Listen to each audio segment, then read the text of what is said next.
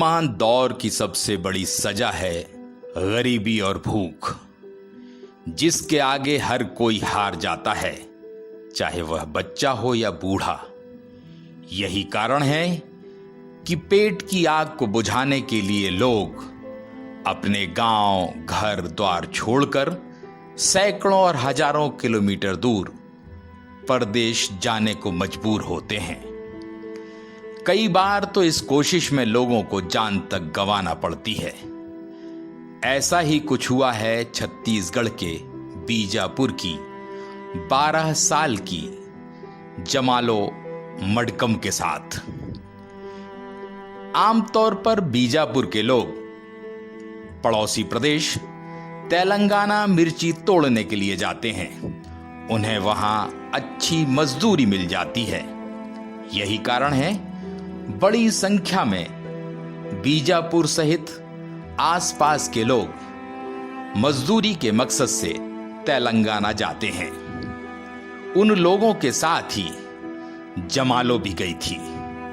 पिछले 3 माह से वह अपने लोगों के साथ तेलंगाना में ही थी और उनका हाथ बटा रही थी। मगर कोरोना की महामारी के चलते लॉकडाउन हुआ और लोग वहीं फंस गए।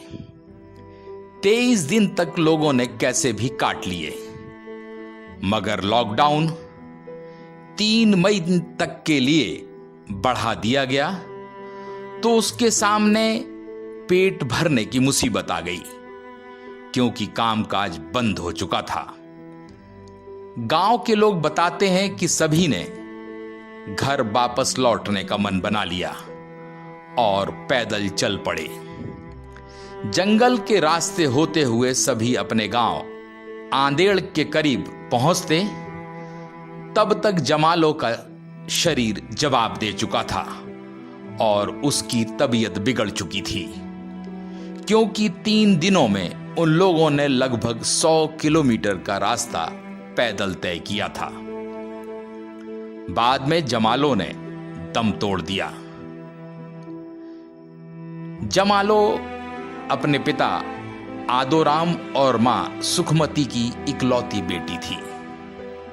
बेटी को मजदूरी की खातिर परदेश भेज दिया था, मगर उन्हें इस बात का गुमान नहीं था कि बेटी जब लौटेगी तो वह उनके पास जीवित नहीं होगी। छत्तीसगढ़ के मुख्यमंत्री भूपेश बघेल ने इस मामले को गंभीरता से लिया है। उन्होंने बेटी के परिवार को कुल 5 लाख रुपए की आर्थिक मदद दी है।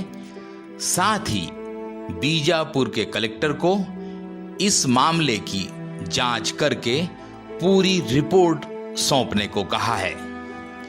वैसे भूपेश बघेल ने दूसरे राज्यों में फंसे छत्तीसगढ़ के लगभग 82,000 श्रमिकों के रहने खाने का संबंधित राज्य में ही इंतजाम कर रखा है।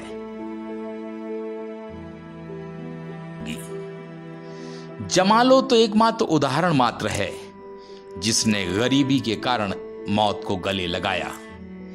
देश में ना जाने कितने इलाके हैं जहां के लोग अपने मासूम बच्चों के साथ हर साल रोजी रोटी की तलाश में हजारों किलोमीटर का रास्ता तय कर परदेश जाते हैं, और उन्हें वहां किन हालातों में रहना होता है इसकी कल्पना भी नहीं की जा सकती। वहां तो लोग रोज तिल तिल मरने की स्थिति में होते हैं, क्योंकि ठेकेदार और प्रशासनिक मशीनरी के अधिकारी उन पर हर रोज जुल्म ढाते हैं, क्योंकि मजदूरी करने गया परिवार मुसीबत का मारा होता है। उसका शोषण करने से भी लोग नहीं हिचकते।